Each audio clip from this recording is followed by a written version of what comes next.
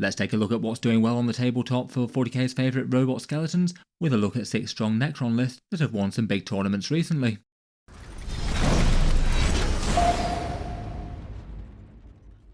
Hello and welcome back to Auspex Tactics, and today I thought we'd check in on what's doing well for the Necrons, with a focus on some of their strongest army lists.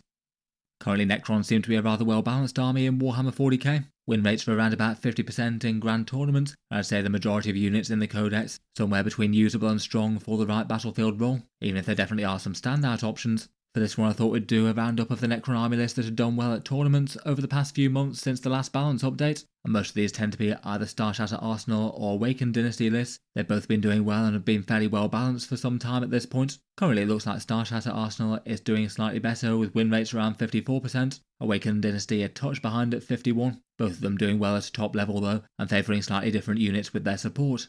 Otherwise, for popular tournament armies, both the teleporting Hypercrypt Legion and the good support for Wraiths and Doomstalkers from Canoptek Court both see competitive play, though in recent times not as much as the previous two, and generally to far less success. Let's jump in though and talk through some armies, what's seen tabletop time for the Necrons. If you were looking to pick up any units to add to your army, check out the affiliate discount links in the video description. They can save a bit versus Games Workshop and help to support the channel. While the vast majority of successful armies tend to be either Awakened or Starshatter, I thought we'd start out with an Obeissance Phalanx list that did rather well recently. This one definitely being off-meta Necrons, and it's the detachment that's focused around Lichguard, Triarch Praetorians, Overlords and the Silent King. Though at least a few stratagems are a touch more general purpose, their core rule is a damage buff to focus down one unit. Lichguard, Triarch Praetorians and Overlords get +1 to wound against the target that's selected, and then they've got detachments that support most of their keyworded units. Fights on death, precision melee, extra OC and critical hits on a 5+. They also have a -1 damage for vehicles as well.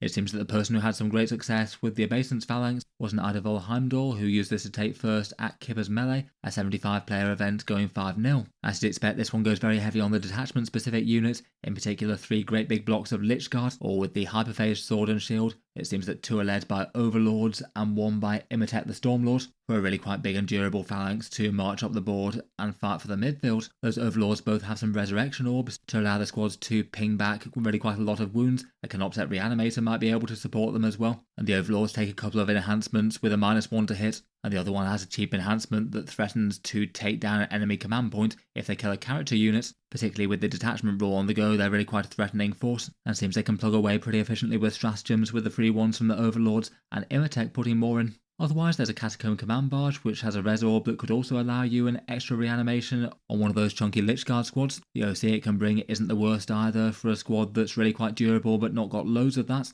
And what's quite interesting to see is that there's a 60-point conversion of Dominion making an appearance in here, giving infantry units within 6 inches a 6+ feel no pain. I guess setting that up at least fairly prominently is going to mean that the Lichguard have a good chance of having that on the go while they're fighting for the midboard. It's kind of rare to see a fortification used in competitive 40k. Then for some big hitting fire support, there's 3 Doomsday Arcs, rarely a bad choice in any Necron list with that enormous hard hitting firepower, and I guess in this attachment they can be extra durable with that -1 damage stratagem. It seems they have a Canoptek Spider to support them as well, providing a feel no pain to the vehicles, 1 Lonely Locust Heavy Destroyer who could screen out and take the odd pot shot with a Gauss Destructor, and then 2 Annihilation Barges, another slightly less common pick there, spamming the enemy with some infantry clearance, low save wounds with its twin-linked Tesla Destructor. Overall seems pretty cool to see a slightly more unusual Necron list doing well. Seems that in the right circumstances and played well, Mass Lichguard can make it all the way to the top.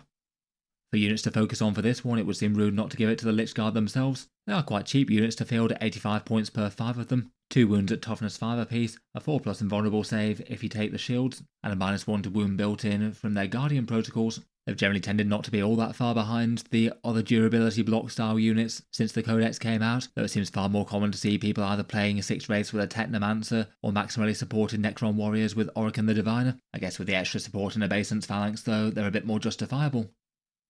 Next up though, let's get on to some Starshatter Arsenal lists. This one's the detachment that supports non-Titanic vehicle and mounted units mainly, giving all those the assault keyword, and the entire army a +1 to hit against units on objectives. They've got quite a lot of powerful stratagems to support those. You can auto-advance 6 when you need to, move through terrain for vehicles or mounted, which can be quite big for the Silent King, activate reanimation out of sequence, potentially hide after you get shot, which could be very disruptive to the enemy shooting phase, and then a couple of big ones with a +1 to wound and a -1 to wound, so those both cost 2 CP.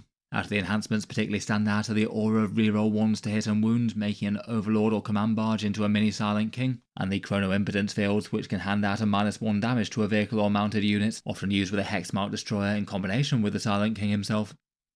For examples of Starshatter army lists, this first one by Andy Quaz-Cohen was used to break into the top 8 at the London Grand Tournament, going 7-1 in a tournament over 1,000 players. This one has both the Silent King and the Catacomb Command Barge with the Dread Majesty for the rerolls nearby, and both of those should mean that the Doomsday Arcs in particular are shooting out with a whole bunch of damage. Perhaps out of most of the Necron damage profiles, they in particular get on really well with the reroll 1s to hit and wounds. The Silent King is a massive threat just in his own right as well, both at range with those Annihilator beams and in melee. Interestingly, rather than a Hexmark Destroyer in this one, there's a Psychomancer bearing those Chrono Impotence fields, so I guess the idea would be to keep him nice and hidden and have a chance to interfere with enemies on objectives at the same time. Once again, there's 3 Doomsday Arcs to get those nice firepower buffs, and there's a Triarch Stalker as well, which works quite well in this detachment. He has a Heat Ray, and they can strip cover for the Necron firepower.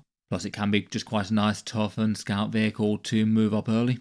And then beyond that, there's a bunch of support units, 2 Flayed One units to take the midboard, 2 individual Locust Destroyers, which are pretty nice and handy to have for screening out the backfield and doing secondary objectives, 3 individual Scorpet Lords, which are quite a fun one. It was at least fairly rare for them to be fielded alone without any destroyers. They do have fairly big beefy stat lines in their own right though, and might be enough to bait out the enemy to use something more valuable to try and destroy them. And then finally there's 2 units of the cheaper Triarch Praetorians, I guess Deep Striker style units that can move around fairly quickly and still have quite good anti-marine damage with their Rods of the Covenant. Definitely feels like an interesting and slightly different take on Starshatter, though absolutely having the staples with the Silent King and the Doomsday Arcs. The Silent King is still immensely popular in Necron lists. He went down 20 points in the last balance update despite being really quite strong already, though he did have one of his buffs shifted around, going from a potentially useful Ignores modifiers to a movement buff, though I feel like given the points decrease and still having the good reroll aura, he stayed the same or got stronger if anything. Zarek's just an immensely intimidating modeler to have at the heart of an army list. 26 wounds with a 2+ save and a 4+ invulnerable, split across 3 annoying models with those Menhirs to eat up any overkill, and gets a lot of support from Starshatter Arsenal where he can justify all those stratagems being used on him, particularly bursting through walls to go from a place of safety to somewhere very threatening, and then the -1 damage to mean that he's going to be thoroughly unpleasant to try and take down. He's got a good mix of range and melee profiles, and tanks and heavies certainly can't ignore him with those Annihilator beams, which could be using his own rerolls to hit and wound, and then a whole bunch of other varied profiles beyond that. He certainly seems to make more appearances in Starshatter lists compared with elsewhere. Before we move on to the other Necron armies, I'll just give a quick shout out to today's video sponsor in ObjectiveMarkers.com. They're a UK-based maker of faction-themed objective markers for Warhammer 40k, run by hobbyists in the UK. Their main offering, as you might guess, are the objective markers themselves. Their take on these are nice and thin, clear, flexible plastic mats. You have the central objective marked out with a circle at 40mm in the middle, then a 3-inch scoring zone around that, so you can really easily see what units are within range of the objective or not. The clear mat still means that you can see things that are below it on the battlefield, so don't detract too much from the play. And the designs try and add a bit of faction theme. In particular, Necron players might enjoy this design with some cool alien glyphs on it. Beyond that, they've got a faction agnostic design with the Auspex one. Any sales of this one in particular help to support the channel a little. But they've got lots of other ones for other factions after that. They sell the objective markers for around £30 or $42, I believe, with free shipping in the UK and certain thresholds elsewhere.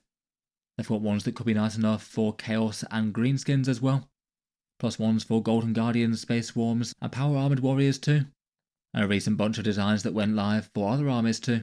If you have any interest in terrain bases, they also do those as well. In any case, thanks to them for sponsoring this one. You can check them out, links down in the video description.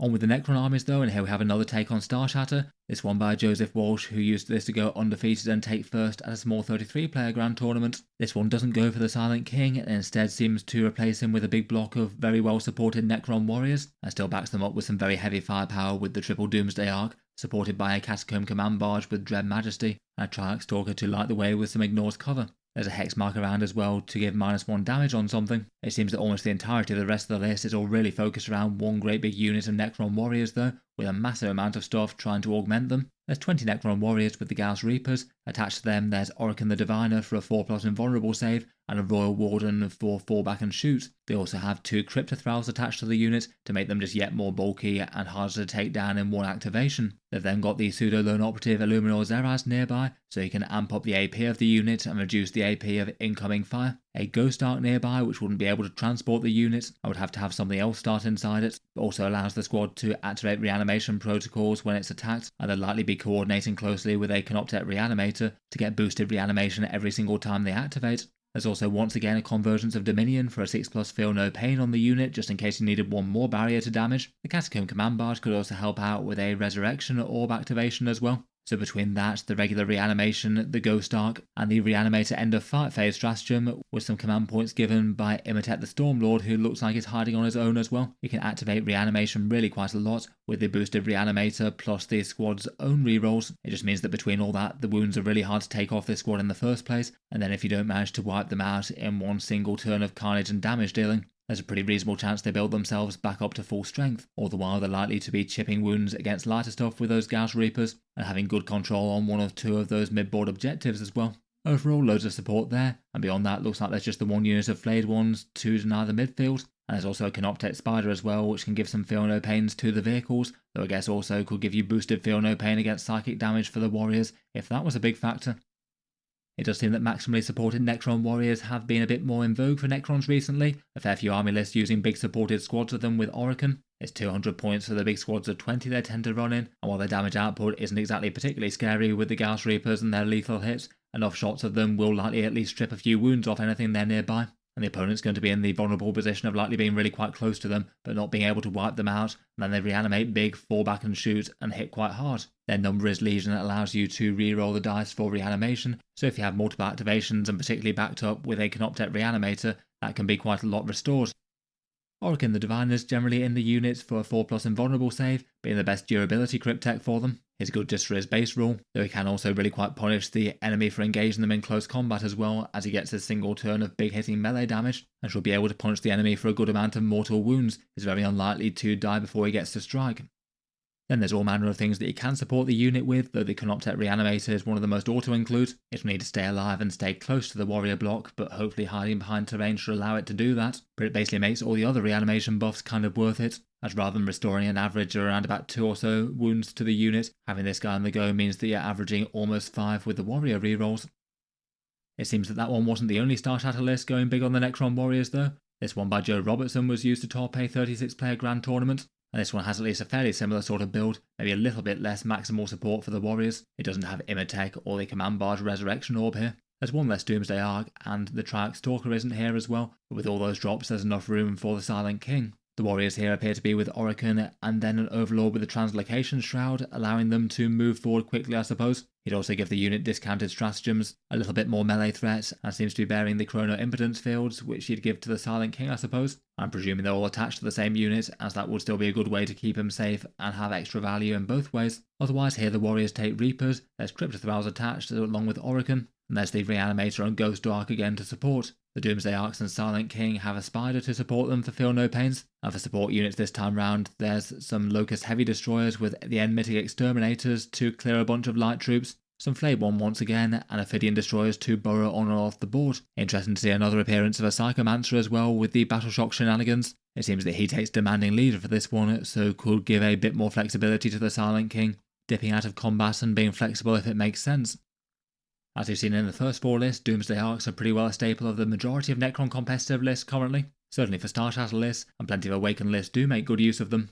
Just overall, they're very scary damage and defense units. They definitely can be unreliable with their d6+1 damage, but hit very hard with Strength 18, AP 4 and Damage 4, so good damage against heavies, and nice enough against elite infantry too. If they can ever remain static, they get devastating wounds and heavy. Are pretty hard to take down at that kind of range with their defensive profile. Anti-tank weapons just aren't that great into them, as they'll still likely be wounding them on 3s and are met with a 4+ invulnerable save and 14 wounds that reanimate. Plus their Gauss Flare arrays are no bad thing to have as well, and can stack some meaningful damage on lighter infantry trying to move up on their position. Certainly not too bad to have in the Starshatter arsenal when they get so much support. Finally, let's take a look at a couple of Awakened Dynasty lists, the original Index Necrons that give you some big support for characters and units. Units with leaders get a +1 to hit, and then their stratagem's really quite powerful and general purpose. Reactive reanimation after you've lost a model is a good one. Resurrecting a character with half wounds remaining can be really big for all manner of them. Some nice damage buffs in range and melee, and good stratagems with teleporting around the board with the Veil of Darkness, stealth for some wraiths, and the others are usable as well. For one example of an Awakened Dynasty list that's done recently, there's this one by Bill Patterson, going 5-0 at the Doonhammer Open, a big 133 player tournament. Despite having a focus on leader characters, this one also goes in for the Silent King. He is pretty powerful on datasheet strength alone, and also a chunky Catan in the Void Dragon, able to give and take a punch, particularly against vehicles. For leader combos though, there's a Technomancer with the Netherrealm Casket for some stealth to lead some wraiths, really quite durable and hard to take out with the 5+ feel no pain there. 2 sets of Scorpet Destroyers with their anti-elite melee, each led by a Scorpet Lord, one with the 4+ feel no pain with the Dermal Bond enhancement. They're pretty brutal against the majority of tough targets in 40k. And then a good amount of support beyond that. Ophidian Destroyers, Flayed Ones, Locust Destroyers, and some Scarab Swarms that can help out for objective purposes, a Hexmark Destroyer and a Luminor Zeraz. Lone Operatives can be pretty handy when you have the ability to revive them up for a 1 command point stratagem. And also a Canoptech Reanimator, who feels like he might be particularly nice with either the Silent King or Void Dragon in this one. The Wraiths would most certainly enjoy as well though. Overall feels like a nicely balanced list. 5 primary damage threat units, plus a really durable Wraith block that can bully units right from the front lines, and then plenty of other objective support things around them that can skirmish nicely enough in their own right. Canoptech Wraiths are one of the most commonly played Necron units currently, initially being super strong when their codex came out, maybe going slightly out of fashion for a bit but then coming back strong. Normally fielded as in the last one with 6 Wraiths plus a Technomancer, give you really quite a big chunky unit with a 4+ invulnerable save and 5+ feel no pain. They're usually well capable of taking some of the heaviest enemy firepower and starting to reanimate after that. The damage output isn't enormous per the point, but they'll be hitting on a 3+ and Awakened Dynasty with a bunch of Strength 6 and Damage 2 attacks, and their particle casters can chip in some devastating wounds as well. They feel like they're hard to go wrong with for a unit to scrap for the midboard. It perhaps feels like the main rivalry in a fair few lists are between them and big units of supported warriors for the durability unit role. Talking of which, we've finally got this second Awakened Dynasty list, which again is a kind of unusual one. This one played by Justin Janssen, taking second at the Phoenix GT, again going undefeated, this time at a 70-odd player event. This one kind of unusually goes not just for 1 but 2 big blocks of Necron warriors, I guess perhaps making extra efficient use of all the supporting stuff for them. It seems that in one of them there's Orican the Diviner with a Royal Warden, and in the other one there's a Chronomancer with a Royal Warden. Seems the one with Orican has the Netherrealm Casket for -1 to hit, as the Chronomancer provides that for the other squad. Each of the units also gets a couple of Cryptothralls as well to bulk out the squad and give you yet more bodies to chew through. Illuminor Zeraz is here. I guess he'd be quite nice to be placed somewhere between the units, perhaps with a Canoptech Reanimator, so that both squads can get the boosted reanimation and the extra buffs and debuffs from his augmenting AP. There's a Ghost Art to help units reanimate, and also a Catacomb Command Barge as well to hand out some resurrection at range as well. Overall, between that little lot, a vast amount of the list points are just put into keeping those 2 enormously big units alive. That seems like a pretty good chance that they're just going to absolutely dominate 2 objectives in the midboard, and potentially more. To actually support them a bit and do a bit of damage dealing though, there's 2 big squads of Locust Destroyers supported by Locust Lords, so auto-wounding on a 5+ there with the critical hits. Really quite nasty general purpose firepower. Other very efficient units to use the detachment stratagems. Then for objective support, there's just a couple of units of Ophidian Destroyers to burrow Orin off the board, and a squad of Scarab Swarms as well that could do some nuisance things, and would still be able to do objectives and things with a bit of OC due to Cryptex nearby. Certainly feels like a list that you have to do a bit of thinking and some careful positioning around. Does seem very intimidating to the opponent though. They could potentially sink entire turns worth of damage into Necron squads just to have them heal up to near enough full health if they're not careful. That's about it for this one though. Hope you enjoyed a quick chat through some of the Necron army lists. I look forward to hearing your takes on them down in the comments. As mentioned, thank you to ObjectiveMarkers.com for sponsoring the video. You can check them out, linked down in the video description with their designs. They do have some more very Xenos technology style ones that could work well for all your living metal army needs. I'll leave that there for now though. Feel free to subscribe to Auspex Tactics if you'd like to see more like this. I certainly aim to keep the regular 40k videos coming, with new ones out just about every day. If you've been enjoying the videos on the channel, Auspex Tactics does have a Patreon page as well. You can find that linked in the video description below. Channel patrons get a fair few advantages, seeing occasional videos early, occasional votes to see what sort of things come next on the channel, and automatic entry into the regular prize giveaways with a chance to win some big model kits each month. If any of that sounds good to you, or you'd just like to help support, the link's down in the video description. In any case, a massive thank you for listening, and I'll hope to see you guys next time.